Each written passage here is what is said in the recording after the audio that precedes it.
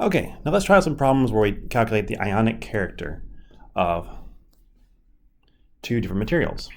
Now, what is ionic character? It's simply saying that some bonds are ionic. So that means that if I have, two guys, they're two anions, they come together. It means one has extra electrons and one has too few electrons. Well, they're going to want to trade. And so the extra electron on this guy is going to go over here. In some cases, though, they're more or less just neutral, but they still bond. When they do that, they are sharing the electrons. Both of them are happy, electrons are in the middle. So ionic character is simply saying, how close am I to completely stealing the electron, or how close am I to sharing it? The higher my ionic character, the more I am to stealing it, the more ionic it is. The lower my ionic character, the more covalent it is. Just a note, if you have something that bonds with itself, like carbon and carbon bonds, that's always covalent. It's 0% ionic because it's sharing because they have the exact same electronegativity. They both want electrons just as much, so they're willing to share them. Now, there is an equation for this, which is great. And so the percent ionic character equation looks like the following. So the ISD stands for ionic character, and it's equal to, make sure I write it down right, yes, e to the negative 1 over 4. Oh, I know I was doing it wrong. Putting sign in the wrong place. I had it right, okay.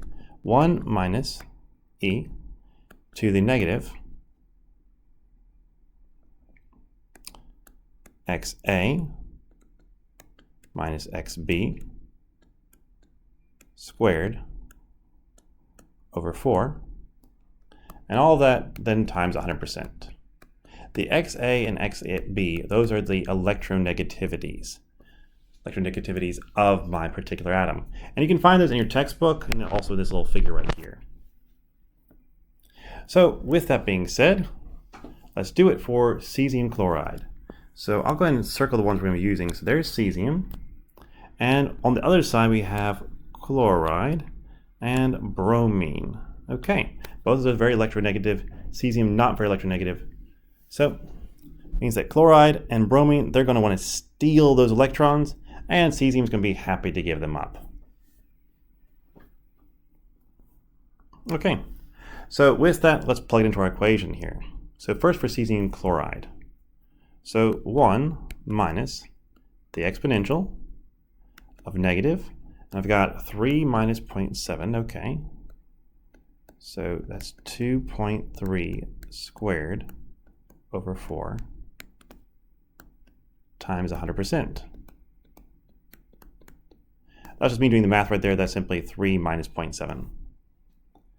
And when I do that, that comes out to be, that is equal to 73%. So it is pretty ionic, but not 100% here. Okay, now let's try something else. Let's do cesium bromide. Bromide or bromine? Not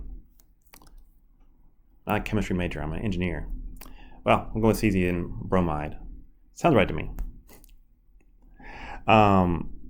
So plug it in the equation again. 1 minus the exponential of negative. That's 2.8 minus 0.7. So that would be then 2.1 squared over 4. All that times 100%. And that's going to be equal to 67% ionic. Okay, now let's go off script right here. And I'm going to look at the most electronegative, most electropositive ones, which is fluorine and francium. So that's the biggest difference I can get possible. And so that's a difference of 3.3. So let's see what its electronegative or ionic character is. So for this most ionic of bonds, will it get to 100%?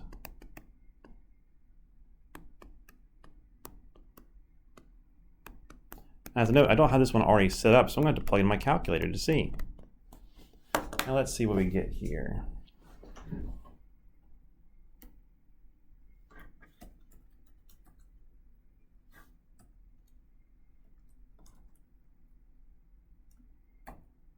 I think I've got it. Okay, that one comes out to be equal to 93.4%. So it's still not 100%. This is the best it can do, and we still have only 93% ionic character. So no matter what, you have a little bit of covalent character, but that's still mostly an ionic bond. Well, I hope this helps you.